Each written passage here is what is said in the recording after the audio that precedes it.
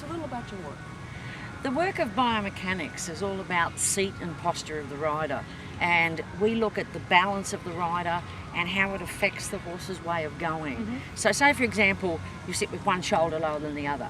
You can guarantee that the horse is either going to be crooked, maybe drag one hind leg, and if we can fix that, then we can fix some major issues with the horse. And another example might be if your hands are too far forward, if you drop your chest, that puts the horse on the forehand. And we can actually measure this stuff. It's not just hoping and praying and looking at the horse, but we can actually measure it on the trade stand. We often have a saddle and a saddle stand and bathroom scales under there. So say for example you drop your chest, we can go, gosh, it's so many kilos on the two front feet of the horse, or on overweighting the two front feet of the horse.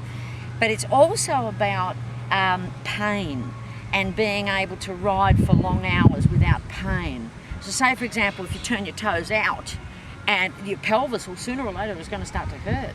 Whereas if you can bring the outside of your leg like this and turn your toes in more, then you get a lot less pain. And so biomechanics is all about being able to get the body to function in the way that Mother Nature intended, and be able to have a safe position so that we can actually test you and push you and pull you to see whether you're going to fall backwards or sideways.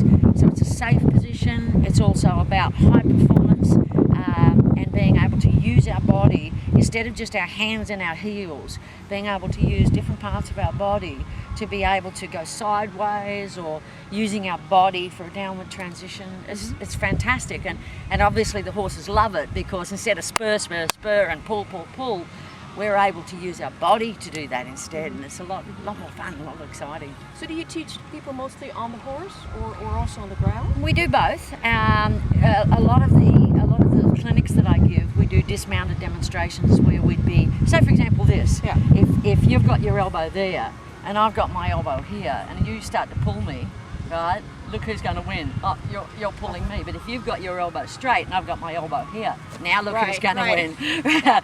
And so we do demonstrations like that, and then put you back on the horse. Occasionally I'll rip you off the horse and say, listen, we can fix it on the ground faster. And I always give people exercises on the ground to be able to help with their riding. And so yes, we do all sorts of things, and I teach Para-Olympians, I teach dressage, jumping, racing, reining, every single sport there is, vaulting. I was president of Vaulting Victoria for many years, and I'm back riding myself, so very exciting. Right, so could you tell us a little bit more about your background? Because you're not just... No, I'm fourth or fifth generation of horse trainers. My great-great-grandmother apparently was an incredible trainer. My grandfather and my mother, it all comes down from that line of horse breakers and trainers.